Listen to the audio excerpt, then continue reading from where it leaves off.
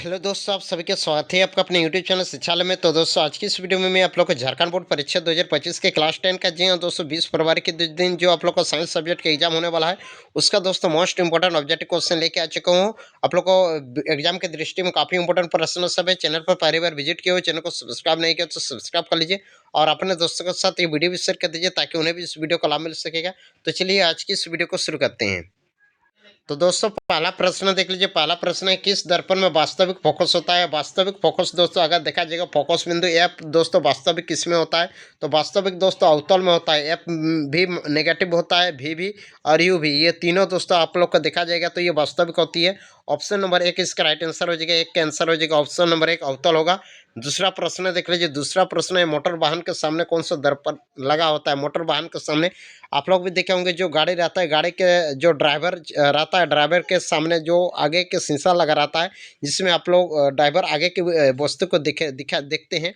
तो दोस्तों, इसमें अगर देखा जाएगा अग्रदीप जिसको कह सकते हैं, तो अग्रदीप के लिए अवतल दर्पण का यूज किया जाता है। यही वाला आप लोग का क्वेश्चन अगर पूछा जाता, पश्च दृश्य जिसको अगर आप लोग को पूछा जाएगा पीछे देखने के लिए, यानी कि साइड मिरर के रूप में किस दर्पण का उपयोग किया जाएगा, तो साइड मिरर होता है आप लोग को उत्तल। लेकिन यहाँ पर क्वेश्चन पूछा गया है, सामने पूछा है, सामने मतलब होता है आगे देखने के लिए, तो इसलिए इसका राइट आंसर हो जाएगा अवतल दर्पण होगा आंसर।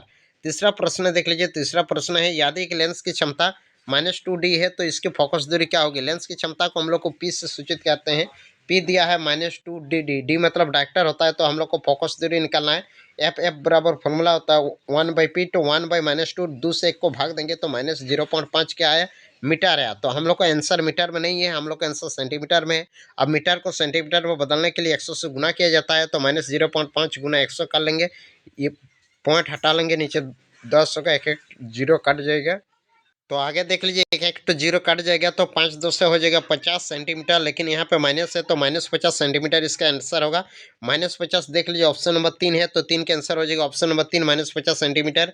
4 नंबर क्वेश्चन देख लीजिए। निम्न में से किस माध्यम का अपवर्तनांक सबसे अधिकतम है।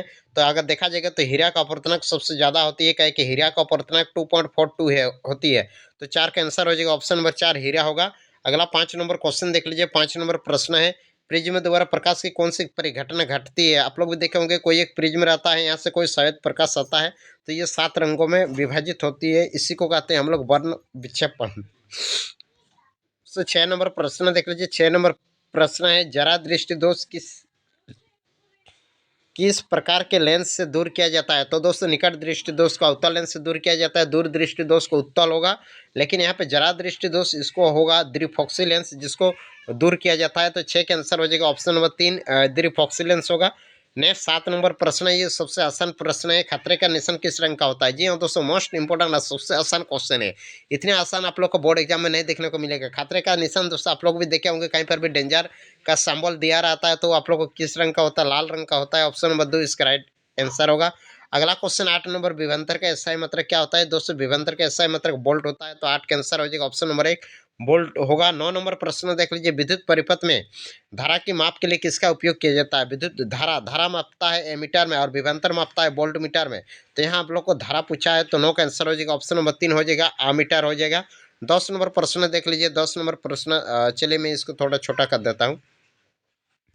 10 नंबर देख लीजिए, किसी बल्ब में से 1 मिनट में 120 कूलम आवेश प्रभावित होती है, तो कितनी धारा होगी। धारा मतलब होता है आई।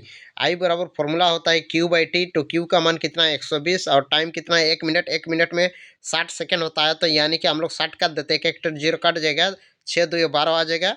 आई मतलब धारा, धारा के एसआई मतलब होता है एम्पियर, तो 2 एम्पियर इसका राइट आंसर हो जाएगा। 2 एम्पियर देख लीजिए कौन वाला ऑप्शन में है, तो ऑप्शन नंबर 2 इसका राइट आंसर हो जाएगा। 10 का आंसर हो जाएगा ऑप्शन नंबर 2।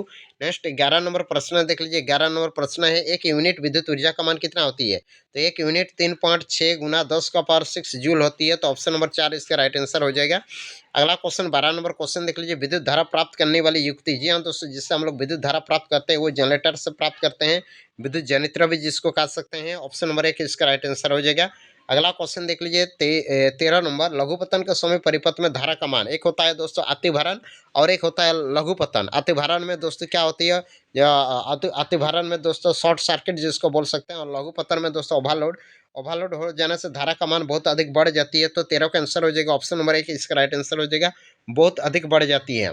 14 नंबर प्रश्न देख लीजिए, नीला लिटमस पेपर किससे लाल होती है। दोस्तों अम्लों क्या करता है, नीला लिटमस पेपर को लाल करता है, और क्षार दोस्तों लाल लिटमस को नीला करता है। तो यहाँ आप लोग को नीला लिटमस पेपर पूछा है किससे लाल हो जाती है, तो ये अम्लों से, अम्लों नीला लिटमस को लाल करता है। तो 14 का आंसर हो जाएगा ऑप्शन नंबर 1 होगा अम्लों।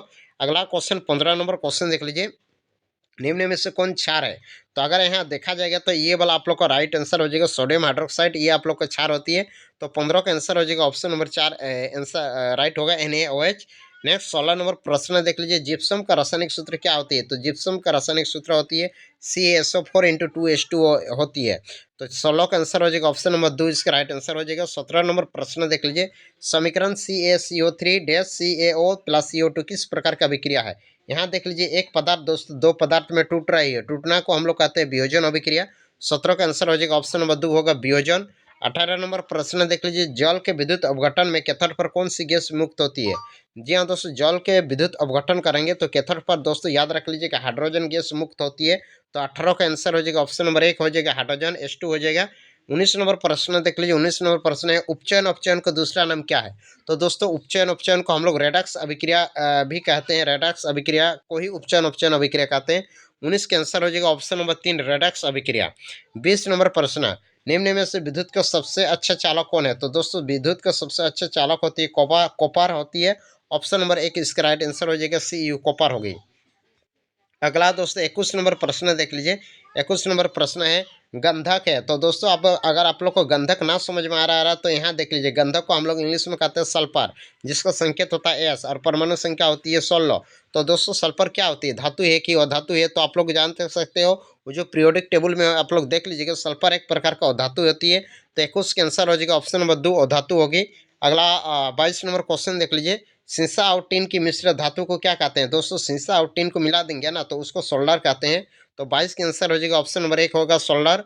23 नंबर प्रश्न देख लीजिए, CnH2n+2 किसका सामान्य सूत्र है। यहाँ देख लीजिए, दुगुना से दो ज्यादा है, ये होता है एल्केन का सूत्र होती है। और एल्किन क्या होता है, CnH2n होती है। और एल्काइन का होती है CnH2n-2 होती है। तो आप लोग को यहाँ पे +2 है, तो +2 में एल्केन का आएगा, तो एल्केन इसका राइट आंसर होगा। 23 का आंसर हो जाएगा ऑप्शन नंबर 1 इसका राइट आंसर होगा। 24 नंबर प्रश्न देख लीजिए, एल्डिहाइड का प्रकार्यात्मक समूह क्या है। तो दोस्तों OH को हम लोग अल्कोहल कहते हैं, और CHO को एल्डिहाइड कहते हैं, CO को कीटोन कहते हैं, और COOH को कार्बोक्सिलिक अम्ल कहते हैं। तो यहाँ आप लोग को पूछा गया था एल्डिहाइड, एल्डिहाइड को हम लोग को कहेंगे CHO को एल्डिहाइड कहते हैं। तो 24 का आंसर हो जाएगा ऑप्शन नंबर 2 हो जाएगा एल्डिहाइड। अगला क्वेश्चन देख लीजिए 25 नंबर, एथेनॉल सोडियम से अभिक्रिया करके कौन सा गैस बनाता है। ये दोस्तों हाइड्रोजन गैस बनाता है। ऑप्शन नंबर 1 इसका राइट आंसर हो जाएगा। और 26 नंबर देख लीजिए, आधुनिक आवर्त सारणी में आवर्त की संख्या कितनी है। आवर्त की संख्या अगर देखा जाएगा तो 7 है।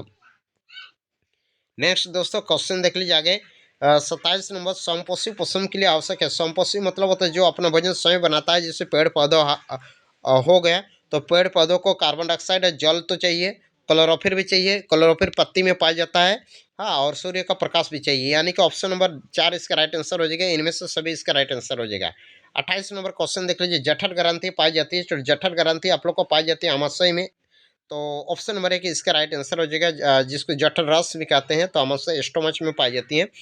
नेक्स्ट क्वेश्चन 29 नंबर, पित्त रस का स्रावित होती है। तो पित्त रस कहाँ से निकलती है। ये दोस्तों यकृत से निकलती है, यकृत द्वारा, जिसको लिवर भी कहते हैं। तो 29 का आंसर हो जाएगा ऑप्शन नंबर 4 यकृत। 30 नंबर क्वेश्चन देख लीजिए, सबसे छोटी अंतस्रावी ग्रंथि कौन सी है। अंतस्रावी जो अंदर में पाई जाती है, सबसे छोटी अंतस्रावी, जिसको पिट्यूटरी ग्रंथि कहते हैं। ऑप्शन नंबर 2 इसका राइट आंसर होगा। तो दोस्तों आप लोग को बोर्ड एग्जाम में 30 तो ये ऑब्जेक्टिव क्वेश्चन आएगा, लेकिन मैं आप लोग को ये जो क्वेश्चन करा रहा हूँ ये प्रीवियस ईयर क्वेश्चन है।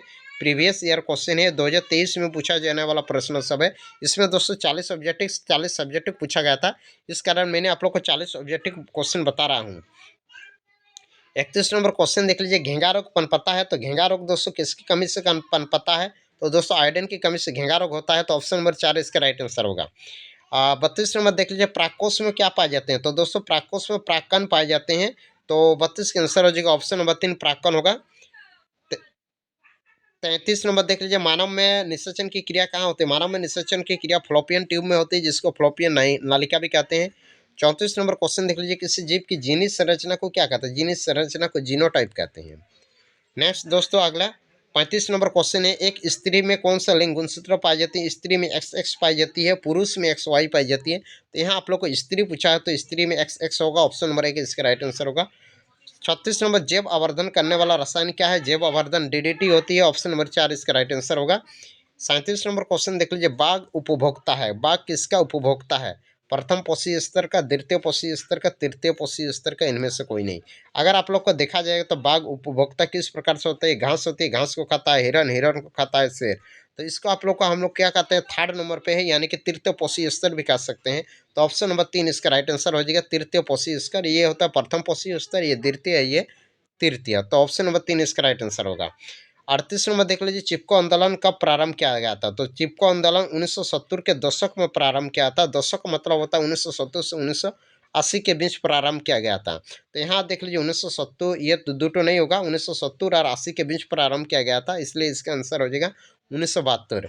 अगला 39 नंबर क्वेश्चन देख लीजिए, पवन चक्की से उपयोगी ऊर्जा प्राप्त करने के लिए पवन का न्यूनतम वेग कितना होना चाहिए? ये 215 किलोमीटर पर घंटा से अधिक नहीं होने चाहिए, न्यूनतम इतना होना चाहिए। लास्ट 40 नंबर क्वेश्चन देख लीजिए, जल विद्युत संयंत्र किस प्रकार के विद्युत ऊर्जा को नियंत्रित करती है? जल विद्युत आप लोग भी देखे होंगे, जल जहाँ से विद्युत उत्पादन किया जाता है, वहाँ आप लोग को कौन सी ऊर्जा होती है? जहाँ वो बांध बना कर इकट्ठा करके रखा जाता है जल को, वो होती है स्थितिज ऊर्जा। ऑप्शन नंबर 4 इसका राइट आंसर होगा।